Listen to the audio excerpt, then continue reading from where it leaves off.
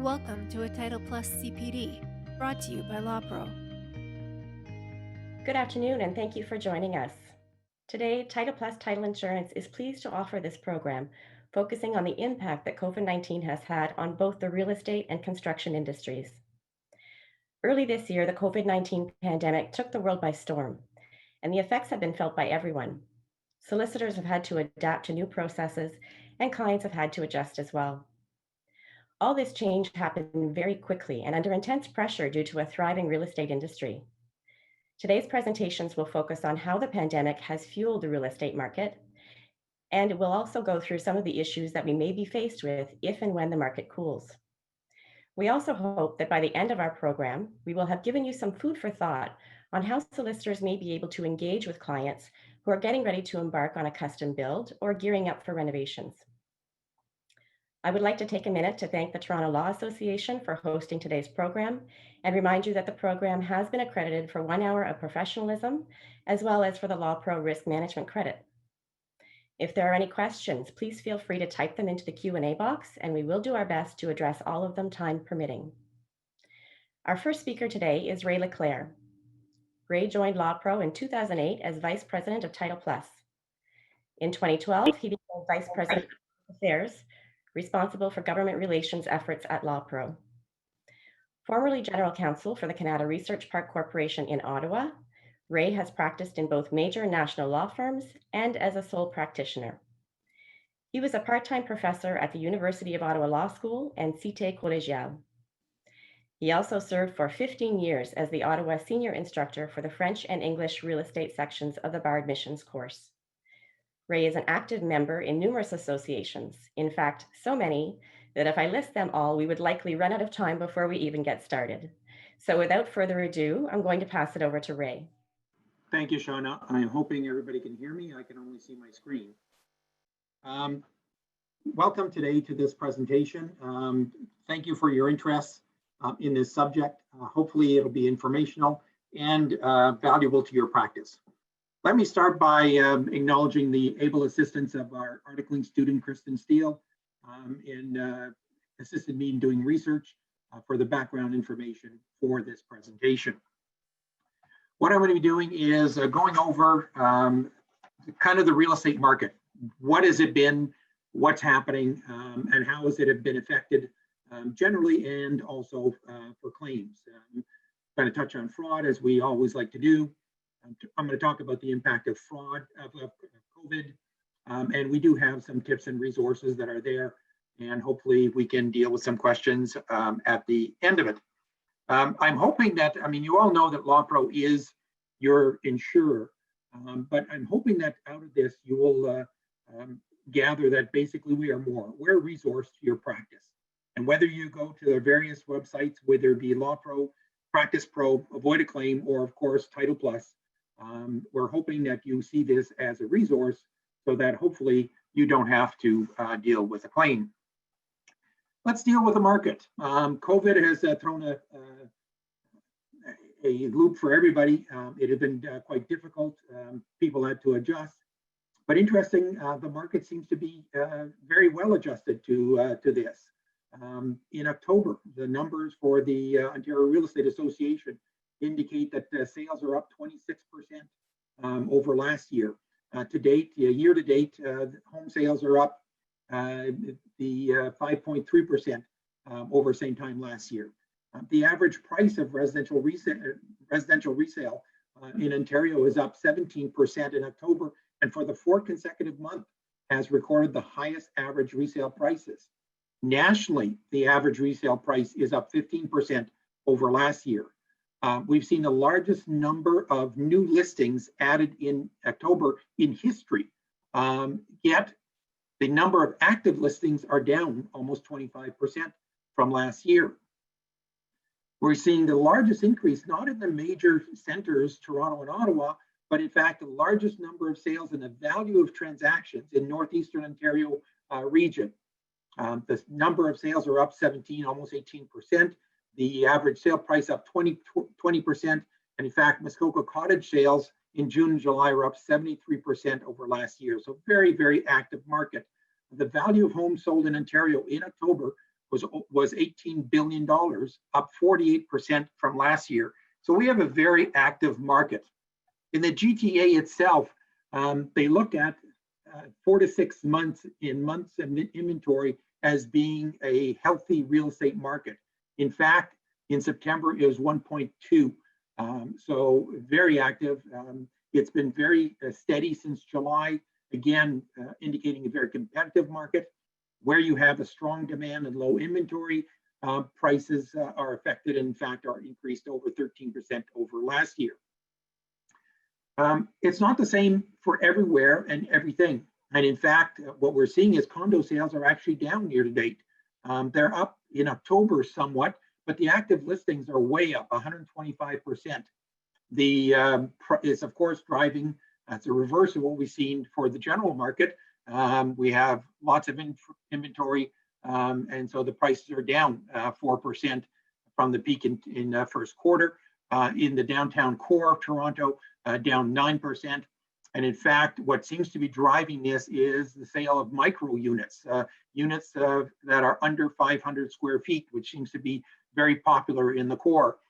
The listings are up 165%, and the sales are down 20%. And the rental market is also down in that the value that you get for rentals is down also. In other areas like Ottawa, CMHC says it's overheated, and they base that on the fact that 8 out of 10 of the new listings have been sold in Q2 of 2020. The average MLS sale price is up 13%. Again, very strong market. On the renovation side, quite interesting. Canadians have spent over $80 billion in 2019. 76% of that was on upgrades. Ontario spent $34 billion of that $80 billion. There's more money spent now on renovations than there is on new builds. Ontario, 34 billion on renos, 22 on new dwellings. Canada, 80 billion, 57 billion on new dwellings. In fact, in 2020, what we're seeing is the renovation spending has slowed quite a bit at the beginning of the pandemic. Everybody's getting adjusted, things have slowed down. But even at that, by the end of the year, they're really expecting to be about the same amount of money being spent in 2020 as there was in 2019.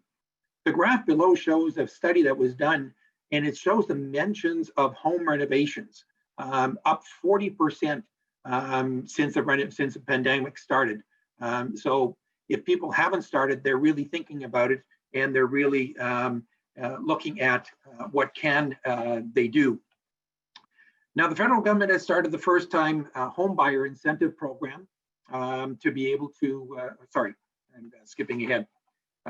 On new construction is ahead from last year. In Ontario, up 15%, Canada-wide over almost 1% over last year. So we're still seeing, although we're still seeing renovations as being a higher market.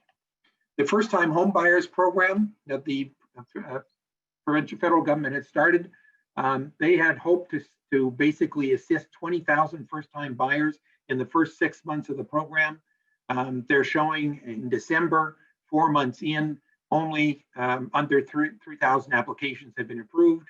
In mid-April, only under 4,000 applications approved, and only 2,000 had actually advanced money, with very little in the GTA. Now we have to remember that the maximum price to qualify for the incentive was $500,000 or $600,000. So unless you're buying a parking spot in Toronto, you're unlikely to be getting a home in those prices. And so that probably accounts for it, but it's interesting that we haven't seen more of an uptick in the other markets.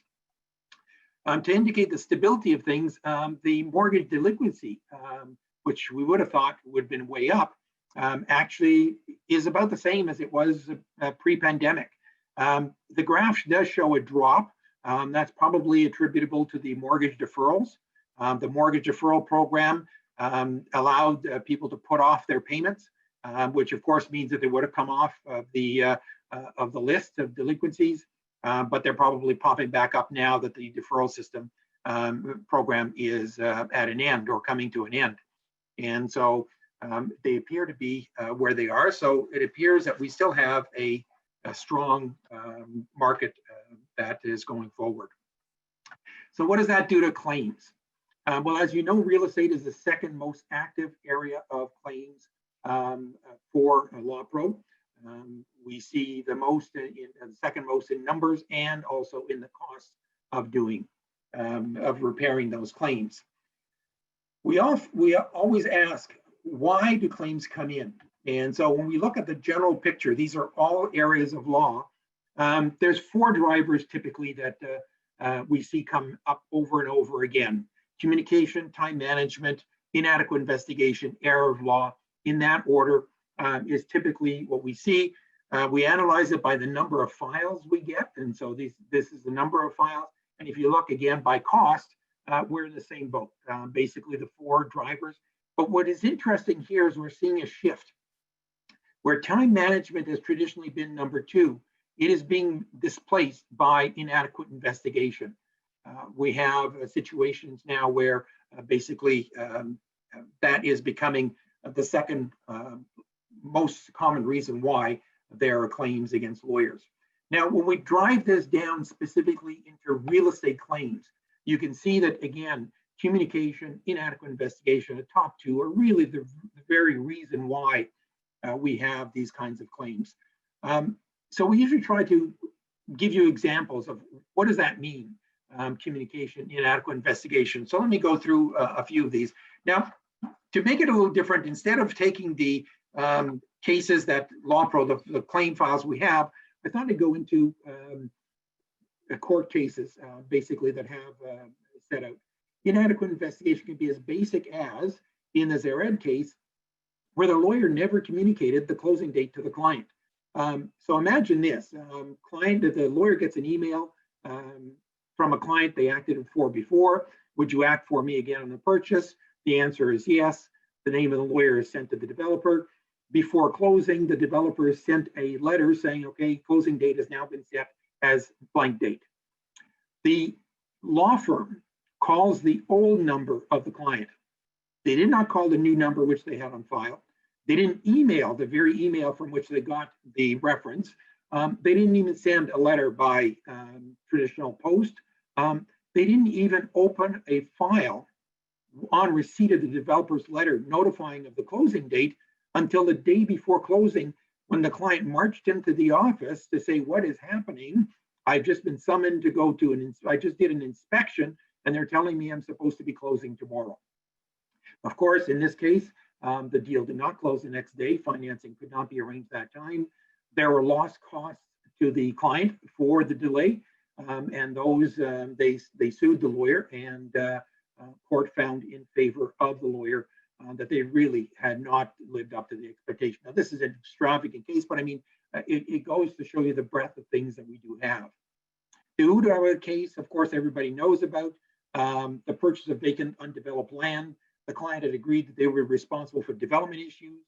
The lawyer did the title search. They saw there was a reserve. They thought, well, it's a usual reserve, basically, that says a couple $100 and you get fixed. The client is supposed to be dealing with the development issues, so we'll leave it to them. They didn't bring that up, in fact, the lawyer never looked at the reserve to read the reserve to understand that it was not the usual reserve, but it had, in fact, a cost recovery clause. This was an $800,000 piece of property. The cost recovery clause was 50%, so $400,000. They were able to negotiate between about $250,000 as the cost to reduce it, but it's still a hefty amount to be paid. And of course, the client basically at this point said, no, this is not our fault, this is your fault, and both pointed at them at each other.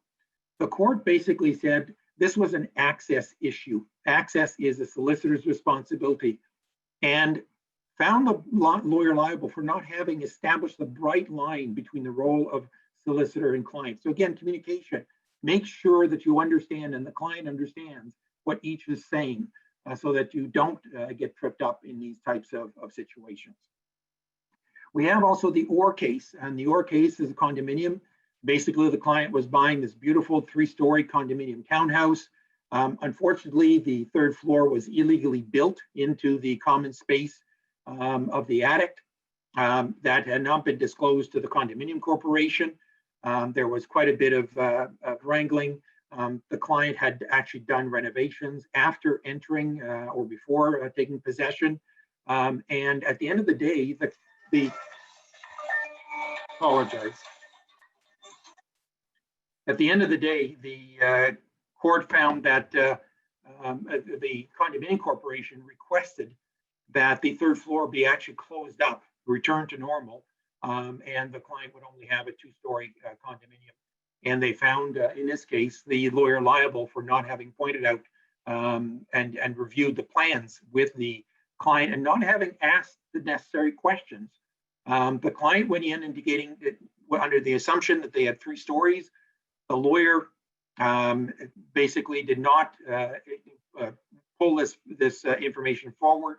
And it goes to show exactly the number of how miscommunications can easily get us into trouble. There are a number of cases also where there's been failed justifications. And so in the King's Law case, the search revealed there was a lane under that was actually owned by the city under one of the buildings that was being bought. $30 million transaction. The lawyer advised the client that it could be easily resolved, a few $100s. They could transfer the title and not to worry because title insurance was going to be taking care of it. Well, title insurance declined coverage. And when the client tried to sell the property, the purchaser refused to accept it with the lane under the building and wanted to be rectified. And they had to pay over $100,000 to the city to get the title to the property. Now you say 100,000 over 30 million, it's insignificant. Well, the client didn't think so, and they pursued the solicitor, and the solicitor was found negligent for failing to inform the client of the serious consequences that such a document, such a provision could have. We are seeing with the markets fluctuating that basically people are not putting in unconditional offers. The conditionals are not coming out in their favor because they can't get financing or insurance or some other reason. Interesting in this case, the Perkins case, where there was exactly unconditional agreement of purchase sale. They couldn't get the financing or sell their home, and they wanted to get out. And of course, the argument they raise is that the contract was frustrated because of the drop in the market prices. The Court of Appeal, interestingly enough, stated that 20 to 30% decrease in home prices is not a radical change that relieves the purchaser of the obligation under the agreement of purchase and sale. Interesting, you would think 30% drop in price. So it's hard to imagine what exactly, is that a 50, 60, 70% that we need to have a radical change? So we have to be mindful of that when we're advising clients or when clients are asking us as to how we proceed in our transactions. Be very careful also of technical objections. In the Hokalani case, basically the buyer wanted to back out due to 2 storm and sanitary easements that were in the backyard. They argued basically that this prevented them from doing the renovations that they wanted to do. They indicated the house was so-so, it was not too bad, but what really sold them on this was this huge backyard that they could do this amazing things. Now it already had a pool, already had a number of features in the backyard, but they wanted to improve on it. The judge basically looked at it and said, first of all, easements are under paragraph 10 of the agreement of purchase and sale. That was already in there. On top of that, though, specifically in this agreement, the legal description was set out, and it had in the legal description S/T and the number. Of course, as we all know, means subject to whatever is an instrument number. Most purchasers would not understand what that is. In this case, this purchaser happened to be a licensed real estate agent. Not practicing, but still he was a license. He had the courses, obviously had the background, and should have known. What was worse, that the judge found that the buyer made no inquiries whatsoever about easements, placement, survey. There was a question as to whether or not they got the survey, reviewed the survey, and so on. But the judge basically found that there was no inquiries that had been made, assuming this was such a high value to them. It was very funny that could be a move at that point. The court found that the easements did not materially affect the use of the property or affect the enjoyment of the property in any significant way, which is basically the standard that you would have under the paragraph 10. The judge also questioned the real motive of the individuals in this case for backing out. Interesting enough, the closing was supposed to be June 30th. This application was actually heard on June 29th. The motion had been brought to refund the deposit. The judge denied the refund of the $75,000 deposit. We don't know what the rest of the story as to whether or not they closed on the next day and whether or not they were then in breach for further damages for not closing. Consequences of a cooling market, we have to be mindful of again. In the Gamoff case, agreement purchase sale, $2.5 million. Again, no financing condition. They can't get financing. They can't close. And the seller basically took the measures and sold for $1.7 million, lower than the original price. They sued the purchaser for the difference. The court found that the seller took the reasonable steps and awarded them the difference in the ultimate sale price and the original agreement of purchase and sale. So be very mindful when advising of clients as to what steps they should be taking if they get into this similar situation. The Azzarello case is a very similar case, $309,000. What is interesting in this case is that the purchaser, when they were not able to close and basically blaming a market deterioration in the market, put in a counter offer at that point to be able to buy the property, but with a 10% discount. And of course, to be relieved of the obligation for the other 10%.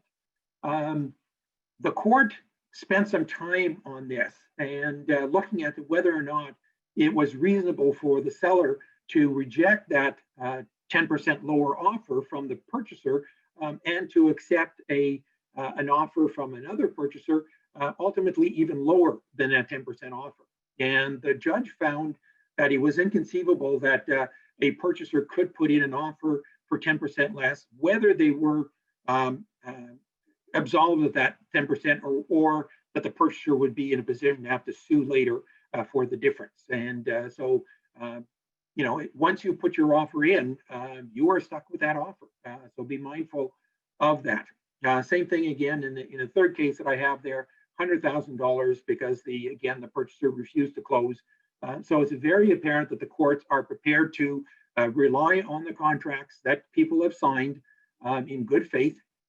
And if they can't honor their contract, there are consequences. And we have to be very mindful of that going forward. And in fact, there's been a lot of discussion as to how do you advise clients. Very difficult at this time to be taking hard and fast rules in a declining market. The courts are going to be looking at the equity of the situation, and yes, they may be sympathetic to the buyer to the fact the market has tanked, but basically they're also very sympathetic to a seller that did everything that they should, did nothing wrong, and found themselves into this situation. Most of the time here, we're talking about only the cost, the difference in between the ultimate sell price and the purchase price. But you can imagine if they were buying and they weren't able to buy, what the other damage is that could be added very quickly to such a scenario. One of the things that is interesting also is, if you remember in 2014, Supreme Court of Canada came out with this duty of good faith. And they summarized the principles as there being a general organizing principle of good faith that underlies many facets of the contract.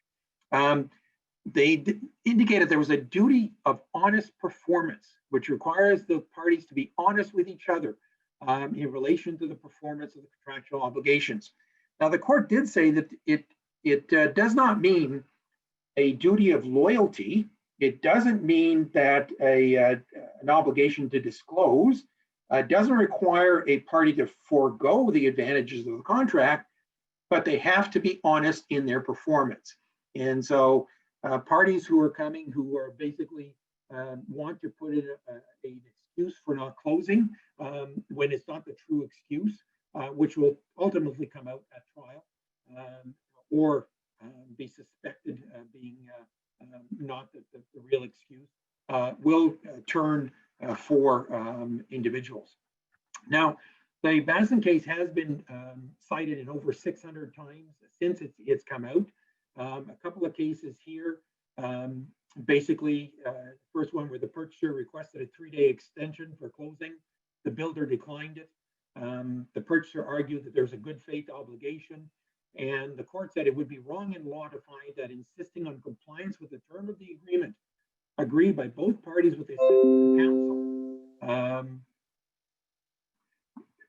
amounts to bad faith, depriving the party of the ability to strictly enforce an agreement where time is of the essence.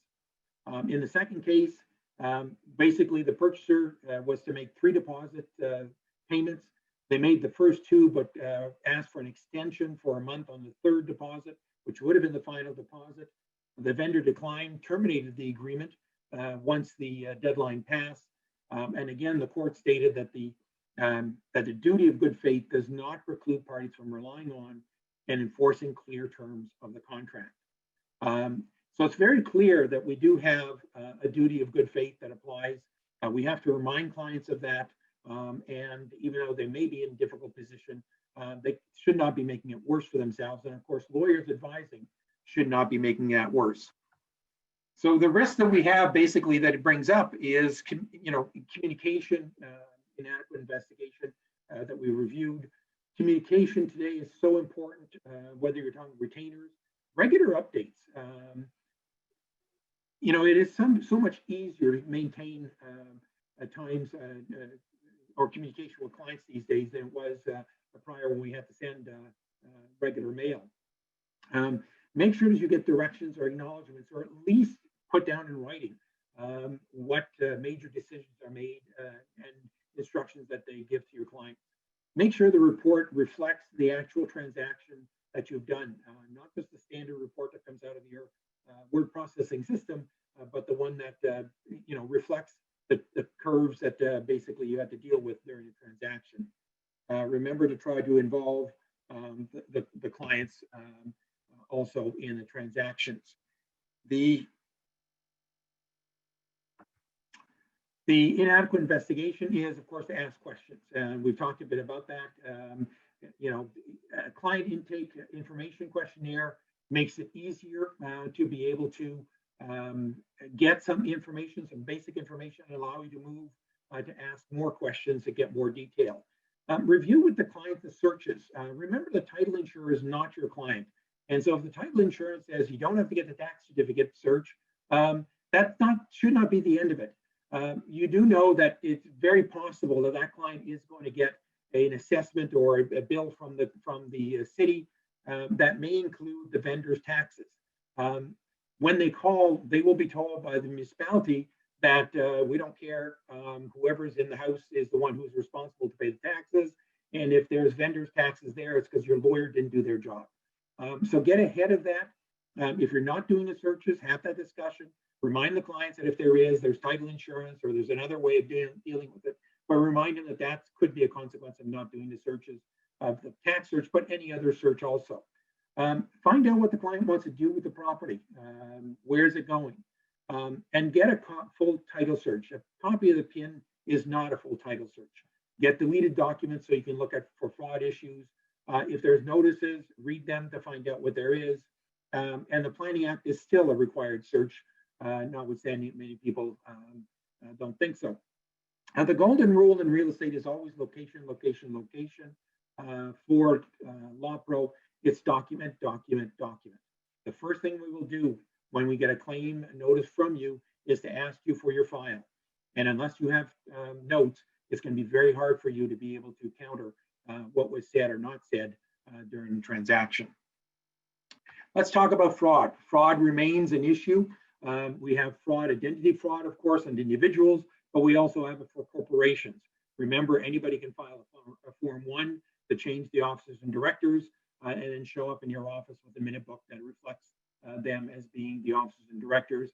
And it's really the only way you have to be able to understand who controls the company. LawPro brought this to the attention of the government, that basically the false Form 1s were assisting fraudsters. The government has acknowledged the lack of security and advised us that this fall they would be putting something forward that would increase the security when Form 1s are being filed. Power of attorneys remain an issue, whether the legitimate ones are abused or we have complete forgeries that are created to be able to assist in transaction. Straw buyers are always a concern, where you have somebody who's put forward as a purchaser but is really not, being controlled by somebody else in the background. Fraud is typically there for profit, but we see it for shelter also. The problem with that, of course, is the fraud for shelter is not seen as being as serious, because the purchaser had every intention of making the payments, and maybe they can make the payments. But if they falsified income, if they did not disclose a debt, if they've taking second mortgaging that they're not supposed to, or some other secondary funding, that remains a problem. And if the lawyer knows about it, they need to disclose it to the lender, their client. Of course, the perennial favorites, the bad check schemes, where a check is put in and they ask for wires of the money out. And of course, the check then comes back as being not funded. Cyber risks remain an issue, and they're seeing great increase, especially with the work from home, a great increase in risk. And of course, internal. We've always now with the change of circumstance also, are the same internal checks in place? Does that permit people to more easily pursue fraud? COVID has changed the scenario also. Now we've shifted to video conferencing, meetings, and closings. Limitation periods have been changed. They changed quickly, they changed often, and they're not universal. It's not just one change. There's general limitation periods, there's specific limitation periods for construction matters and for planning matters, which are different than the others. So you need to be able to fully understand what that is. You also need to confirm instructions in writing. When you're doing video conferencing, it's very easy for something to happen and that you not hear the do not do something, and that you hear instead do something, because a not was just dropped from the conversation due to technical issue. So confirming instructions in writing becomes more important in this case to ensure that the outcome is as everybody wanted. As I said, COVID-19 has increased the risk. It's more, the remoteness makes it more difficult to be able to read clients, more difficult to review the ID, harder to evaluate undue influence, who is in the room, not only but who's in the room, but who's behind the door of that room. Complications of technical issues, as I just indicated, more difficult to establish that rapport with clients. And at the end of the day, we are a service industry. We need that rapport. And if you have good rapport, you will have good clients, you will have repeat clients, and you'll have clients that refer business too. So very important to be able to maintain that rapport. And of course, we have limitation periods. Now, specifically on COVID claims, LawPro has seen a number of them. We've seen about 30 of them. The number of claims generally had gone down, but then basically have increased of late. We are anticipating that we're going to have maybe slightly less claims, but what we're seeing is the cost of those claims is about the same as last year. In COVID specifically, we've had a number of claims. The types of claims we're getting is damages due to delay, which gives lost opportunity or liquidation values in estates or other matters. And of course, if there's a loss, they're blaming the lawyer. Missed limitation periods by lawyers, or confusion over the limitation period tolling. How do you count? When do you stop counting? What's not included?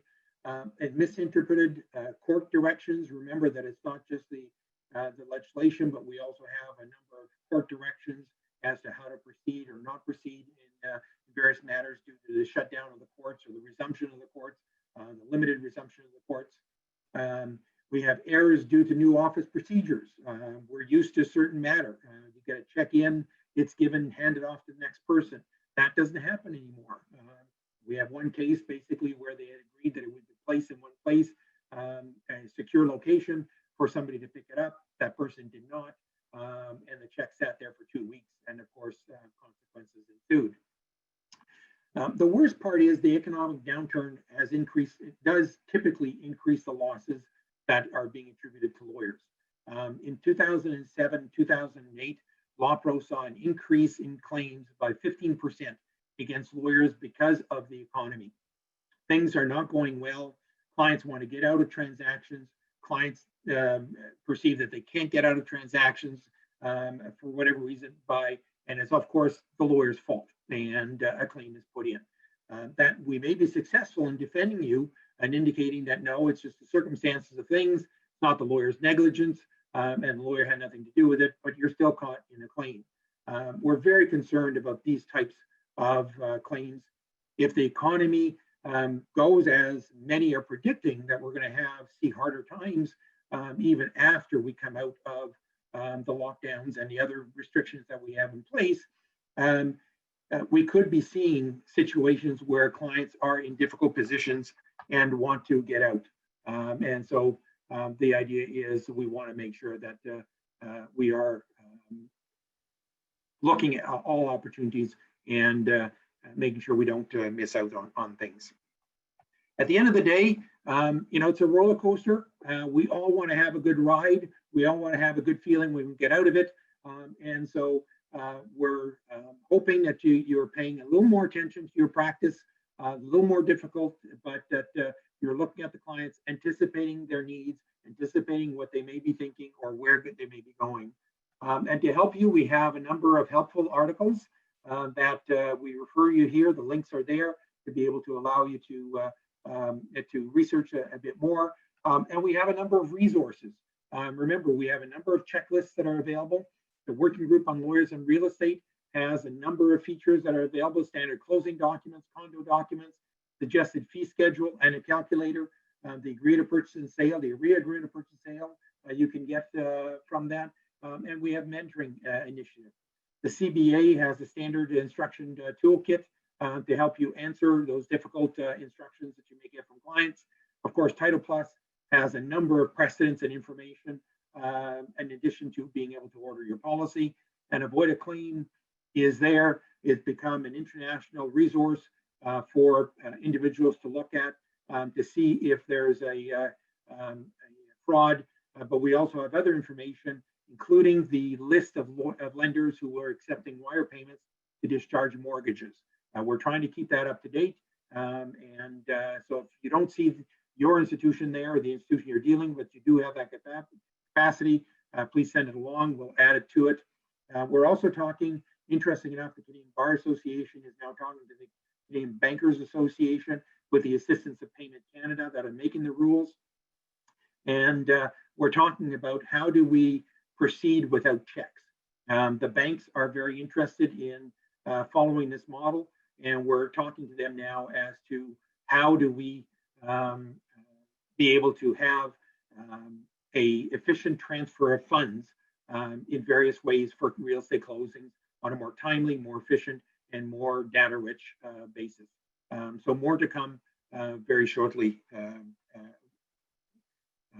Hopefully we'll be able to report to you. I thank you very much for the time and open up for questions. Mawash, would you do you have any questions, or do we proceed with the panel? No questions so far. We can proceed. So this next segment is going to be a conversation about the increase in home renovations, a niche area with a need for legal guidance. As a reminder, please use the Q&A box to enter any questions, and we'll look at this at the end of the session. In addition to Ray, I'd like to introduce Shauna Ramsey. Shauna is a national consultant with Title Plus.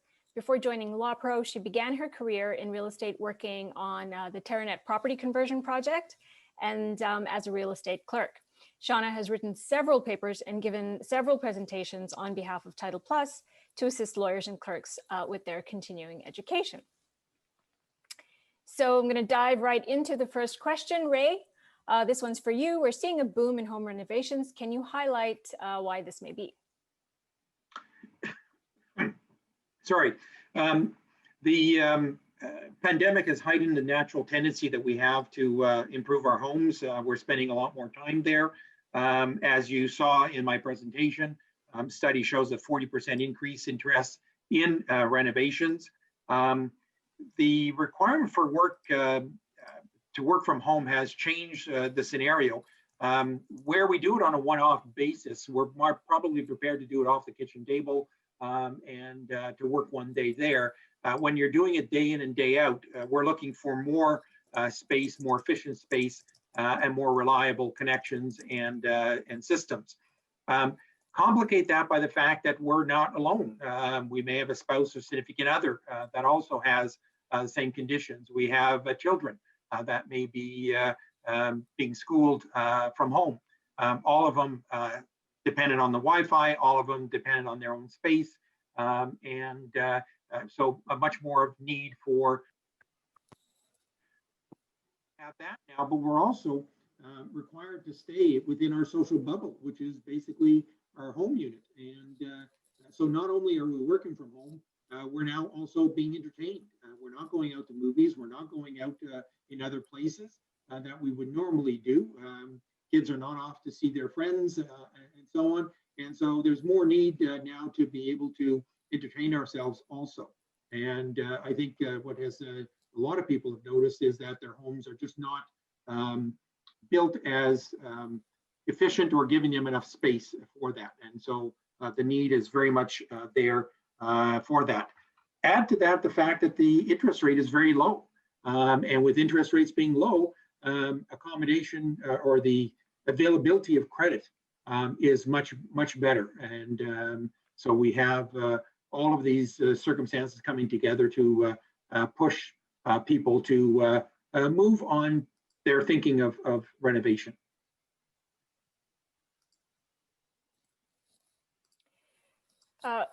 Great, thank you, Shauna. So the reason why this one's for you is because you've recently gone through a custom build. So what are some of the things you wish you knew before undertaking a custom build during COVID-19? Well, we're actually still going through the build. We're maybe about halfway there. But I wish I had a crystal ball. You know, to use Ray's terminology, it has been a roller coaster ride. In the fall of last year, my husband and I bought a piece of property, and we intended to start a self-build this year. That's not the first time that we've built. This is our second time around. Only last time, 50% of it was built by contractors and the other 50% of it was built by us. So this time we thought, let's do a self-build, just sort of take our time and enjoy the process. Well, then in March, COVID hit. And we started to wonder if maybe we should delay the plans a little bit. But then, you know, we all went into lockdown. There wasn't a whole lot that you could do. So we thought maybe this is a good time to build. Now, we had about 50% of the financing available to us, but we knew that to finish the build, we would need to sell our house. And our thinking was that the pandemic was going to slow down the real estate industry. So we decided maybe we should go ahead and put our house on the market. So in May, we decided to list, and to our surprise, just through word of mouth and through potential buyers that our real estate agent knew, we ended up getting an offer. It was a really good offer, so we decided to accept. But then, you know, we felt like we were under a bit of pressure. So we thought we better get things moving along. Now, luckily, I had already completed the architectural drawings. So the next step was to contact the engineers and get them involved so that we could finish putting together our package and submit that to the City of Ottawa for our building permit. So my first call was to the roof truss designers. Now, normally it takes about 6 weeks to get your roof truss designs done. But to my surprise, when I called them, I found out that they were so busy, they wouldn't be able to get our roof truss designs done for about 3 months. So I panicked a little bit, but I thought, okay, what's done is done. The house is sold. Let's keep moving along. So my next call was to the geotechnical engineers. I got our site plan done and I got our septic designs done. And that was actually done fairly quickly. So that was good. And with that information, I then submitted my application to the Ottawa Septic System Office to get the septic permit done. And again, they turned that around really quickly as well. So that was great. But then we had to wait. So we waited for those 3 months to go by, and then we got our roof truss designs. And with that entire package, I then submit that to the architectural engineers. They review everything, and then I'm ready to send it off to the City of Ottawa. So I went online because I needed to fill out the application for the building permit. And that's when I realized that all of the regional City of Ottawa offices were closed to the public. The last time I went through this process, I was able to go in and walk up to the counter and have somebody take a look at my package so that they could point out any deficiencies that they noted right off the bat, which can really speed things up. But of course, this time I don't have that opportunity. So I had to courier the entire package into the City of Ottawa. I received an email confirmation just acknowledging that they got the package, but that was it. I had no idea who was going to be doing the review. And so I have no name of anybody to follow up with just to get updates on how things are going. So now I have no choice. I have to sit and just wait. So I think, okay, in the meantime, I better make some phone calls, line up the materials, line up a few contractors, anybody that we do need to hire. So I start calling a few different foundation contractors just to get a few quotes. They all had the same story. They were so busy, they couldn't pour until the end of November, beginning of December. So I was a bit concerned, but the last call that I made, luckily, was somebody who was local to the site where we're building. And he said he would do his very best to fit us in between jobs, which is not extremely comforting, but at least I knew I had someone who was going to try and fit us in. So then I start making phone calls to try and line up some lumber so that I can get that delivered when we're ready to start framing. And again, same thing, they're inundated with orders. We were lucky because this is not the first time that we've built. And when I called the company that we dealt with last time, they were very kind and they said, we'll consider you an existing client and therefore we can fulfill your order. Otherwise, they wouldn't have been able to help us. And all of the rest of them were actually telling me to try and source lumber from local hardware stores, which would have been crazy because the prices of lumber have skyrocketed this year. So anyway, that's done. And then I ordered the windows and doors, which, by the way, I still don't have. And they're telling me there's no guarantee that I'm going to get them anytime before Christmas. So with all of this lined up, I do eventually get an email from the City of Ottawa planner saying that they've looked at my plans and they've noted a few deficiencies. And so now I need to respond. But this whole process is very confusing as well because I can't go in there face to face. And plans are printed on really large size engineering paper. So when you're responding by email and providing them with a revised PDF, it's not to scale. And I didn't know if they would accept that. So I did both. I sent the response by email and then I also printed new copies and I couriered them directly to the planner. So that actually worked out really well. And I knew there was only one more review left to be done, which was zoning. So I'll mention this one last thing. I'm waiting for my zoning review to be done. And don't I get a phone call from the foundation contractor? Okay, we're in between jobs. We can be at your site tomorrow to set up for footings. Now I'm in a position, what do? I don't have a permit. Do I say, okay, go ahead and set up for footings without my permit? Or do I say, no, we can't start yet. And I don't know when they're going to be able to get back out there and do this. So I'll be honest, I decided to take a chance. I told them, go ahead, set up for footings. Now, the only reason I decided to do that is because we had done the excavation ourselves. And of course, we hit solid bedrock. So when we did, I contacted the geotechnical engineers and I had them do up a report, which said that the strength of the bedrock was good, it was solid, and we were okay to pour. So I knew that I could give that to the building inspector. Anyhow, they set up for the footings and then, that only took them a day. The next day they pour the footings. And the day after that, I get a call from the City of Ottawa. Of course, your permit is ready for pickup. So tail between my legs, I called the building inspector and I said, you know what, I'm sorry, but we've been waiting for so long for this permit. We poured our footings yesterday. Can you please come out and do the excavation inspection? Which she did. We gave her the geotechnical engineer's report and everything was fine. So we've done our foundation walls, we've backfilled, we've done the framing, and we're about 3/4 of the way through the roof trusses. So what do I wish I had known before we started? I wish I had understood the impacts that COVID-19 was going to have on this industry, because if I had known, I might have been a little bit better prepared going into this so that things had gone a little bit smoother. Shauna, yeah, I wanted to add that, we actually wanted to redo our deck. And so I think it was around June or July where we had somebody come in and rip out the old deck. But to our surprise, there was no lumber. So we were deckless the whole summer. So he had ripped out the wood, but he didn't actually, he had no lumber. So we waited until almost October to get the deck rebuilt, and weren't able to stain it because then the temperatures dropped too much, it was too cold. So it seems very, very involved. So good luck with the rest of that. Thank you. So Ray, I'm going to move on to the next question. And this is about drafting the agreement of purchase and sale. It's an area where lawyers often don't get a chance to be involved. And it's a real shame because the agreement really forms the basis of the whole transaction.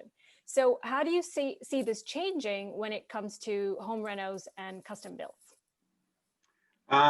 It's a great question, and it's one that we've been struggling with forever.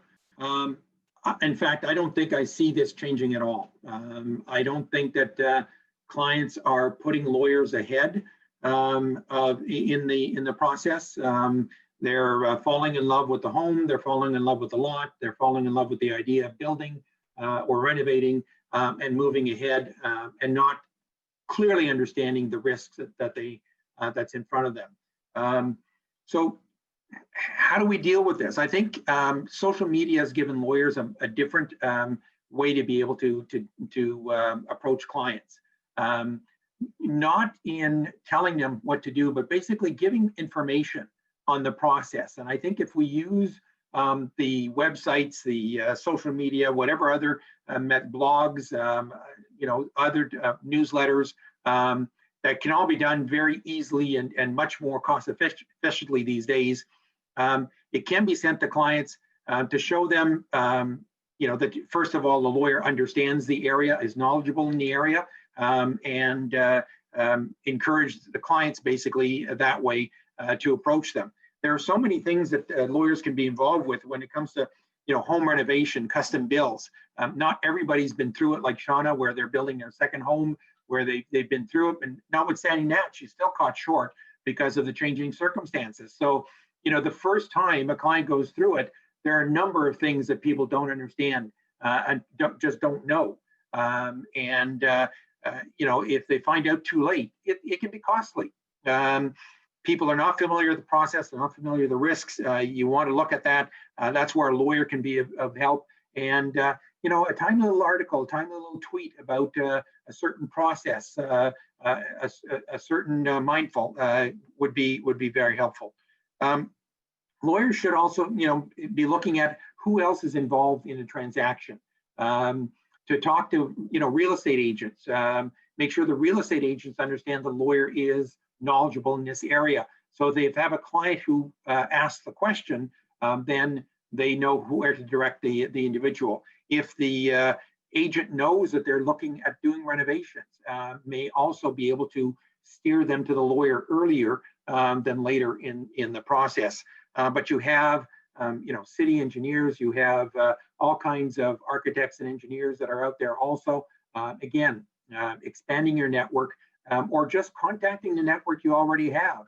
A lot of lawyers already have these connections, personal or through their business connections.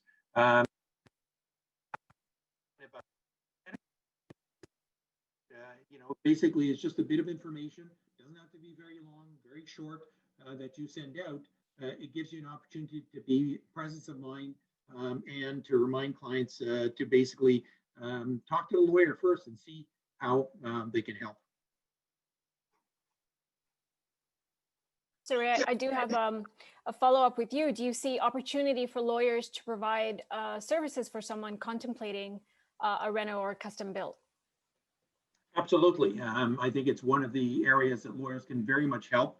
Let's go back to the agreement of purchase and sale. Of course, it'd be best if we were drafting it or reviewing it at least before it becomes final and binding to raise with the clients. As I mentioned in my presentation, financing and inspections and other due diligence that maybe you should be undertaking to make sure that you do have a proper situation.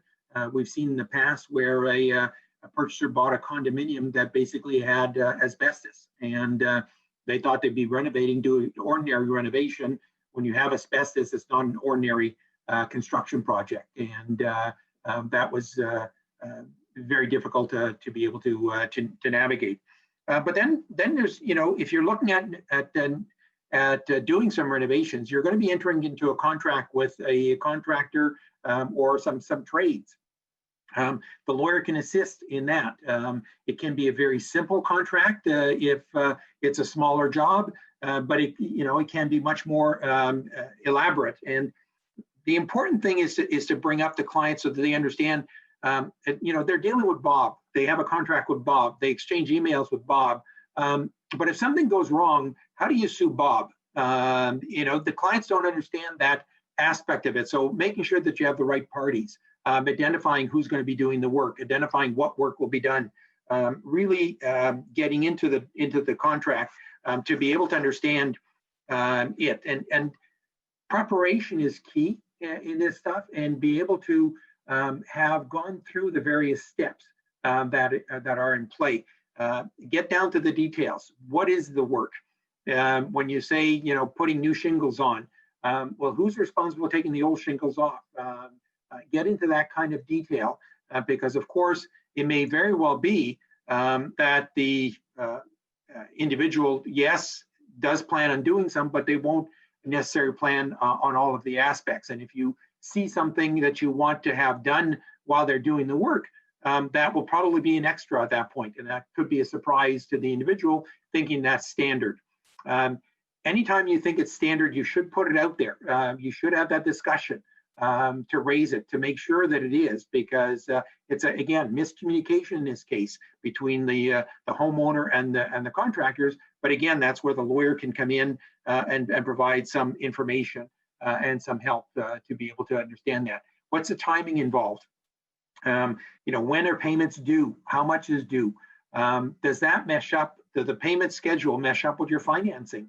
A lot of clients do have some of the money, but not all of the money. They need to borrow it. Some have a line of credit that's open and they can just draw on it when they want. But others are getting construction financing, which does bring up a number of different systems in place. You may need to do a subsearch. The bank may want confirmation that there's no liens on title before they do the next advance. Those things all have to be considered and put into play so that basically it will be there. The other issue is that lawyers can help is with difficult discussions. Things will change, things will happen on the construction site. They're not all good changes, and sometimes they are worrying. And the clients may not be able to know how to react or how to approach the situation. Of course, there's a whole baggage of emotions that come in to play, and it's going to be very personal to them, and they're going to be, maybe very upset by it. That's not probably the best way to approach somebody, is to walk onto the site with, having a matter to deal with and just want to lay into the individual, because the response you get back won't necessarily be helpful in resolving the issue. And so having discussion with the lawyer about the issue, about how to structure the issue, the discussion about what should be said, what not be said, and maybe even deciding that this is something that is too emotional for the client, that it's better to have a third party come in and do the bidding at that point. And that's where the lawyer can obviously be of place. So very important to look at. But in looking at the process also, clients won't be attuned to what the process is. As Shauna indicated that, the city offices were closed. Well, during the COVID, the Planning Act Committee of Adjustments were closed and not dealing with it. And they're starting to deal with now, but they have a backlog. So those kinds of things can be very helpful to bring that in place.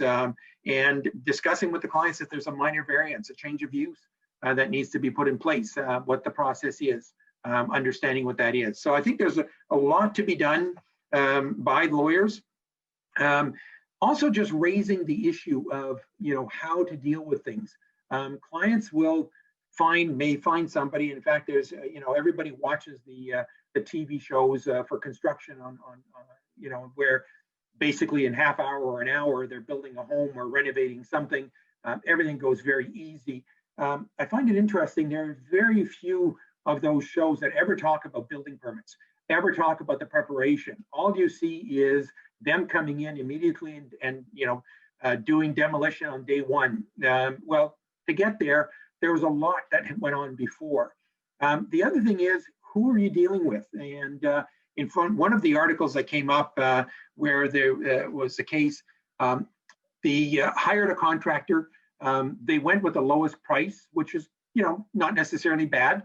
But from the very beginning, that contractor complained about the fact that so little money they would be making. They decided to continue anyways in any event.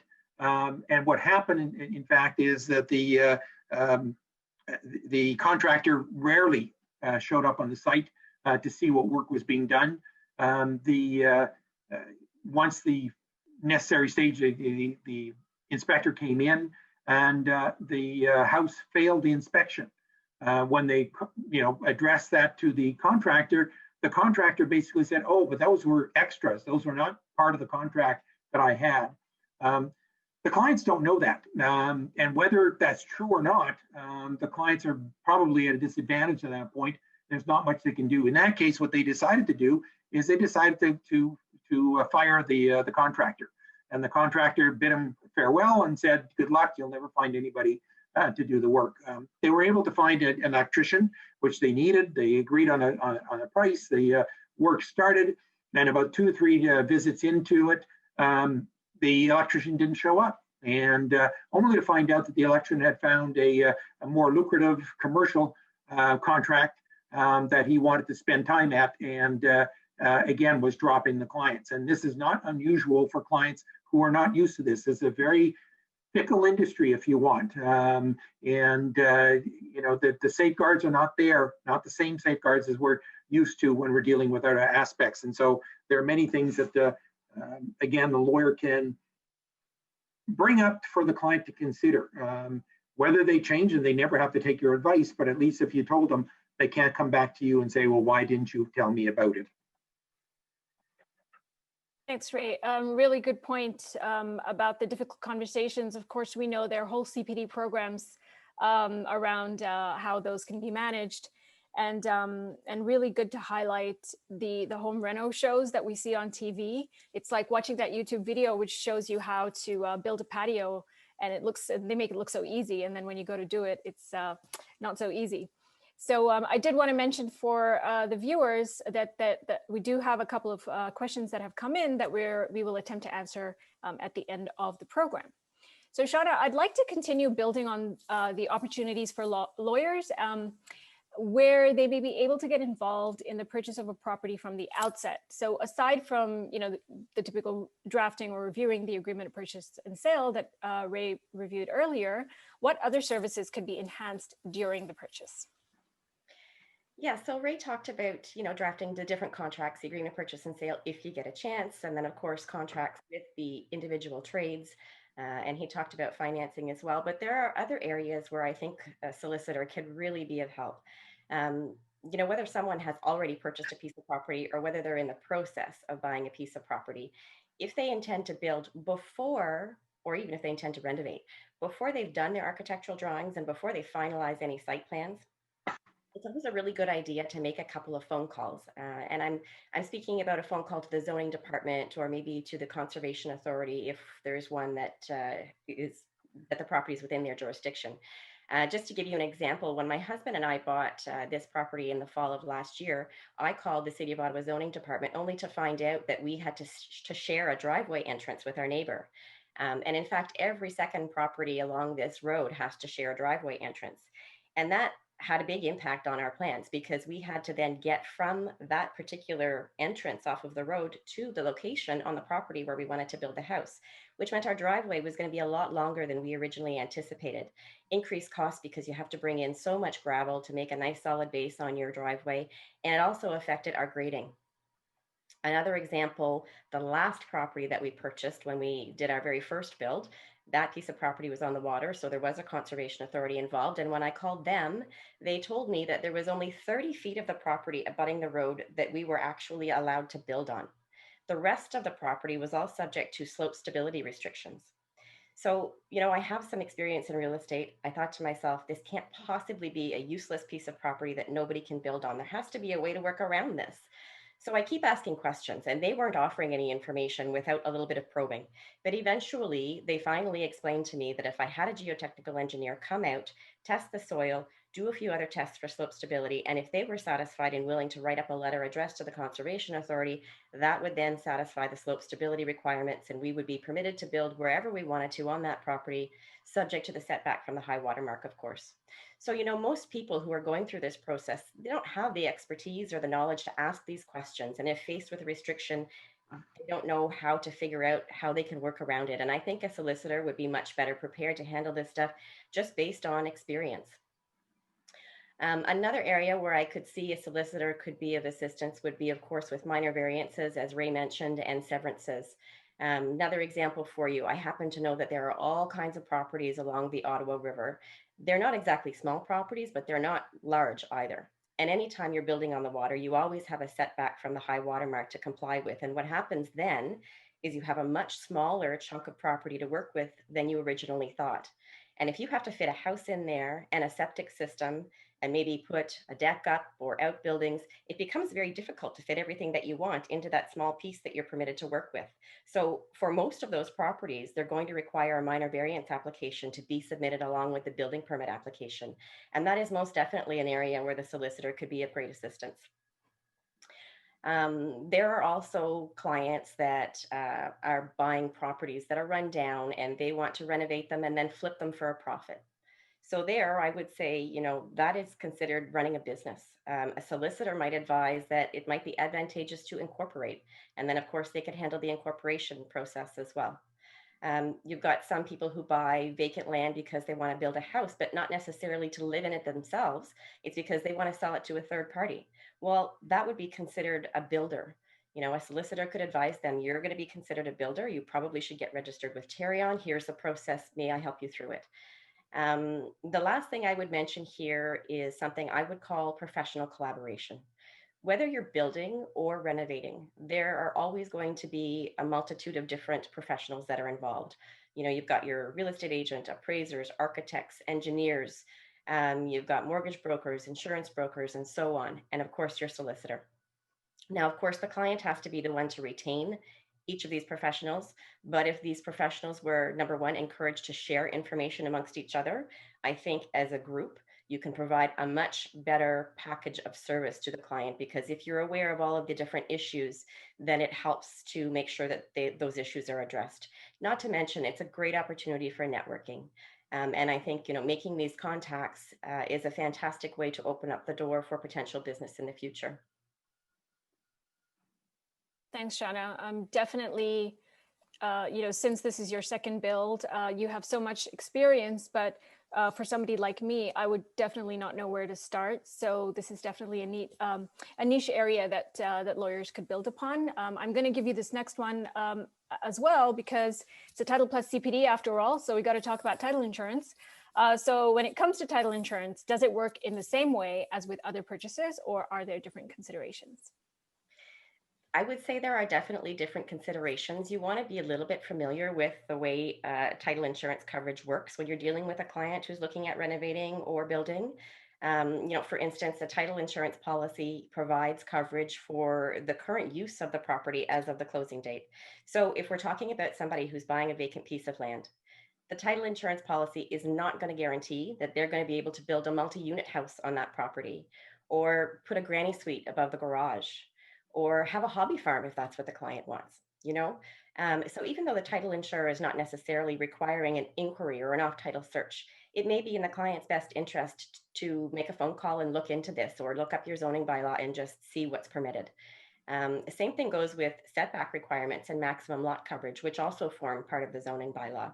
Depending on the size of the building envelope, if the size of your house is too big that you're not going to be able to comply with the maximum lot coverage, it's good to know that in advance. So, most of the time when someone is completing the purchase of a property, they haven't drawn up their plans yet. And so if a lawyer is able to look into these types of things at that point, it gives them a heads up so that they can change their plans ahead of time if they want to. More specifically, with respect to renovations, I'd also mention that a title insurance policy will provide coverage for any outstanding work orders or notices of deficiency that exist as of the closing date where the insured is being forced to rectify the problem.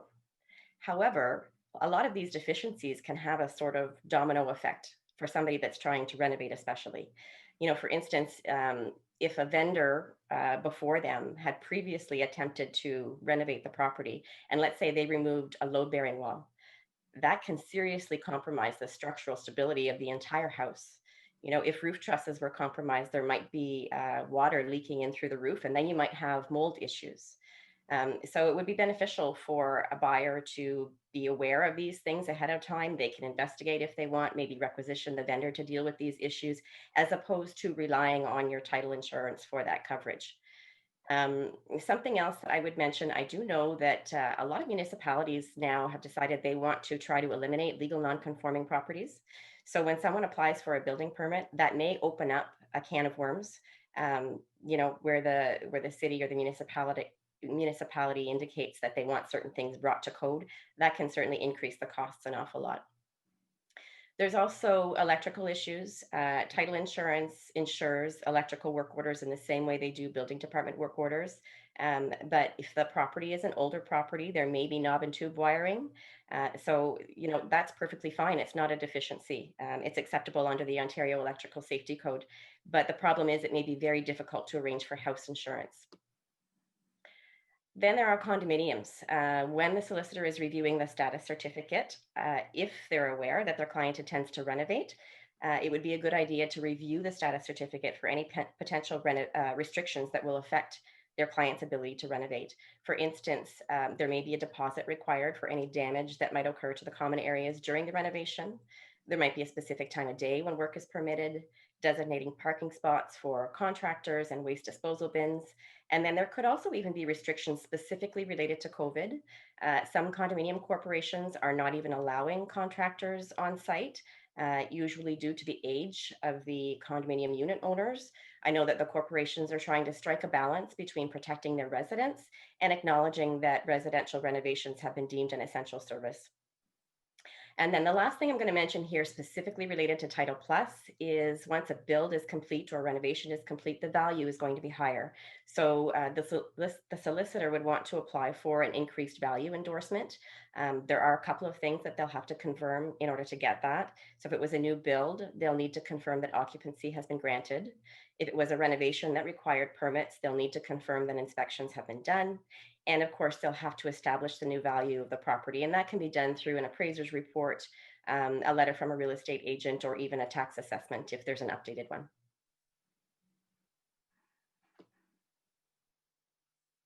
Thanks for that, Shanna. I do want you to continue. And my next question was, when there is the intention to renovate or build, are there other aspects of purchasing property that the lawyer might discuss with their client or raise with the client? Yeah, absolutely. Now, some of these things the solicitor might be able to assist with, and some of these things maybe the real estate agent has hopefully caught. But the first thing I'll mention is a heritage home. They can, drastically increase costs for renovation. Oftentimes, you actually won't be able to renovate the exterior. And when you're renovating the interior, there are usually specialized materials that are involved and sometimes specialized trades. So much more expensive than, your, I won't say normal renovation, but any other renovation. Again, UFI and asbestos, which Ray brought up earlier, is an entirely different process as well, because if that is present, a renovation guaranteed is going to disturb that UFI or asbestos, in which case it becomes a health hazard. So, you have to remove cabinetry, you have to remove plumbing fixtures, and hopefully they don't get broken while you're taking them out. Take down the drywall, and then have, specialized contractors come in and remove all of that UFI and asbestos. Then replace it with brand new insulation, put your new drywall back up, cabinets, maybe you have to replace some of them, plumbing fixtures, electrical fixtures, paint, put new trim up, much more increased costs. Something else here is environmental concerns. If there was an underground oil tank, it's always possible that there may have been some leakage into the soil. In fact, this did happen to my husband and I several years ago when we looked at a property. So they have to come in and test the soil. Then they'll have to excavate the entire area, test it again to make sure that they removed anything that was there, and then have to bring in clean fill, grade it, and landscape it so that you're not left with a mess. So, you know, these are not always things that the solicitor is going to be able to help with, but just as a heads up, keep an eye out for them. Maybe one last thing I'll mention, and that would be grow ops.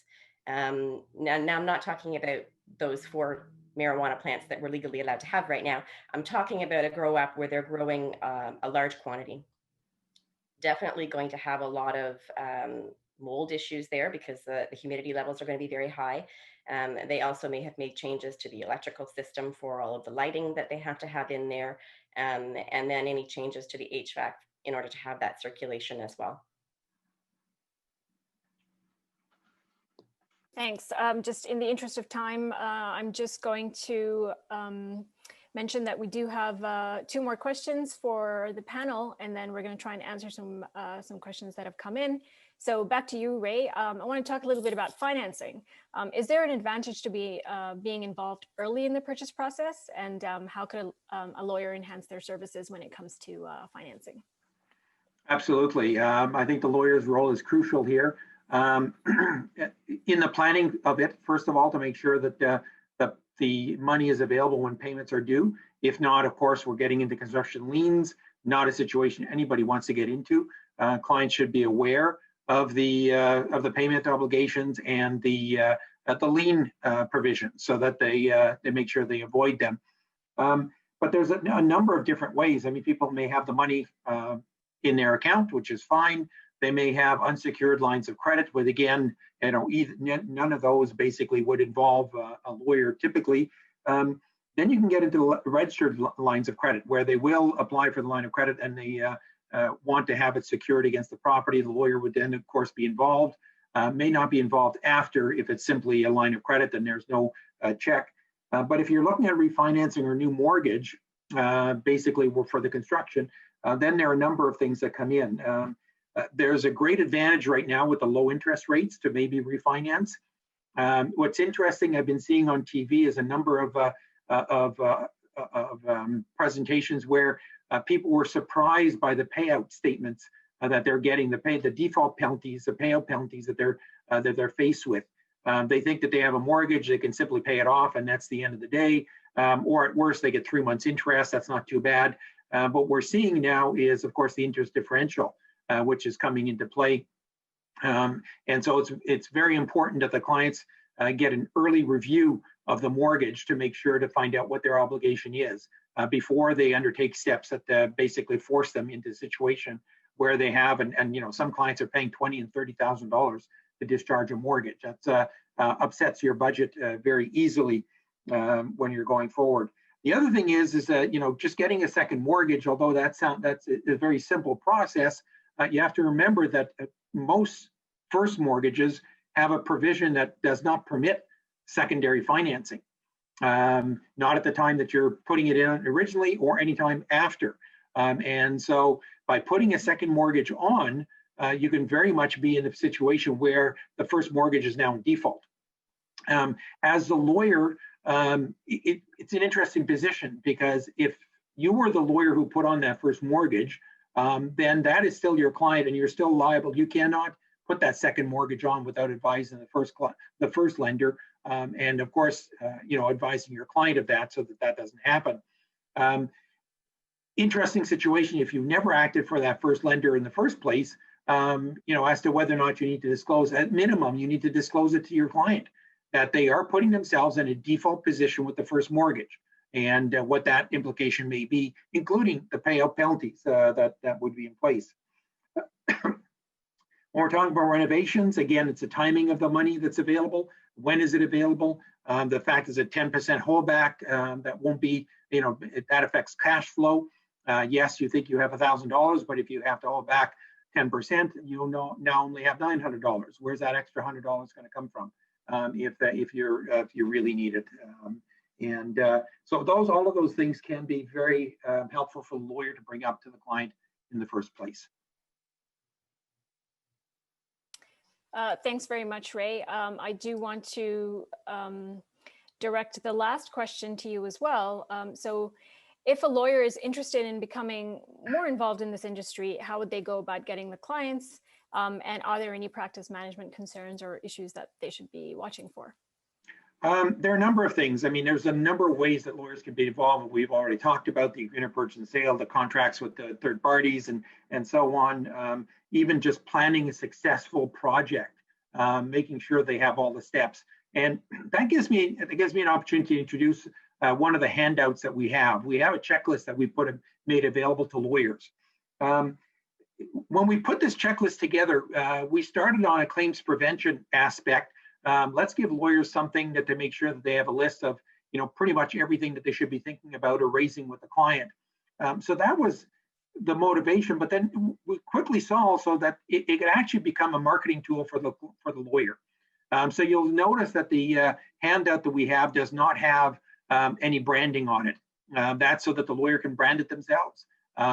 Take it, send it to your clients if they're interested in it, and tell them, invite them to have a discussion with you about the various aspects. It gives a good overview of all of the elements. We hope all of the elements. And in fact, throw a challenge out to all of who are listening here. We'd like to hear back from you, feedback. Is this something that's useful to you? Does this work for you? Does this work for your clients? Also, did we forget anything? Is there an aspect that we should have raised on that checklist also? And so we'll open up to all of you, and hopefully you will respond to us and send us some information in the feedback forms so that we can put that in. And if there's an update to the form, we will make that available to everybody going forward. But on the question of marketing, it's a question of how do you get out there?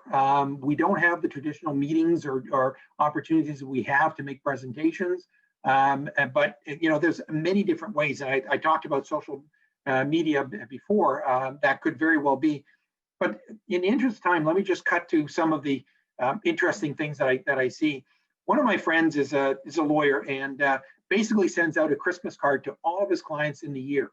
And that may not be unusual if you want, but what's interesting is in his Christmas card, he has a one-pager of other things that he does just to bring it to client. And he says it's interesting how many people have called him up to say, oh, you did our real estate, or you did our will, or you did this. We didn't know you did that. We also have a need for that. And he says to me, basically every year he pays his cost by the new clients, the new files he got from the old clients. It's a presence of mind issue. The other thing I find interesting is my accountant basically every year sends me a birthday card. Again, why? I'm not quite sure. But it's interesting because at that time, it brings him back to my mind anyways. And if there's anything in accounting issues I think of, I can bring him up at that time and remember, I should give him a call. Again, lawyers should be looking for opportunities. It is much easier now these days, much simpler, much more efficient. You can have systems that automatically do this. It doesn't have to be mailed. It could be email. It could be some other way. It could be a tweet. There are ways that it can be done, can be automated for presence of mind. And so encourage very much lawyers to be looking for those opportunities to be able to address, to remind clients that you're there to help them, to assist, and to help them have successful projects. Thanks very much. So just now, in the interest of time, let's answer at least a couple of questions. Shauna, I'm going to ask you this one by one of our attendees. What can a lawyer do to rectify a situation if the client starts renovations without any consultation, and then gets set up with various issues? Shall we get a retainer signed for such services as well? Yeah, so this kind of boils down to the question, number one, how do you get involved with renovations? And, Ray talked about marketing a little bit, but I think there's something else you can do as well. When you're in the midst of handling a purchase transaction, obviously there are various questions that you're going to ask your client as you collect information. It's not a bad idea if it's a piece of vacant property to ask your client, do you intend to build? Otherwise, if it's a resale property, ask them, do you have any intentions of renovating? Because, if they do, at that point, then that you can start building on that. then you can have a conversation with them and say, okay, here's the types of things that I can help you with if you're interested. It may potentially save you some headaches and some money down the road. We'll find out about restrictions so that before you finalize your plans, you're aware of what you're going to be facing. And then, yes, I would suggest once you've established the boundaries of that relationship and how you're going to serve them, then it would be a good idea to develop a retainer from that. Thanks, Shauna. There was, again, in the interest of time, we just have a few minutes left. There was also one question about e-signatures and if there are any sort of practice tips, or there are some articles on the avoidaclaim.com blog. So I would suggest you can go there, and even if you type in e-signatures, you'll get a couple of articles that that relate to that. So there's a checklist also. We have a checklist for virtual meetings and so on. There's also for virtual commissioning, there's the Ministry of Attorney General has a guide that's very useful on how to do e-signatures and what exactly is needed when you're doing it on a virtual element. okay, and our time seems to be coming to a close. So I just wanted to thank you to everybody for joining us, and Ray and Shauna for giving us some really great information. I also wanted to thank you, the TLA, for partnering with LawPro for making this CPD possible today. As a reminder, this program consists of 1 hour professionalism and is also approved for the LawPro Risk Management Credit. And have a great day, everybody.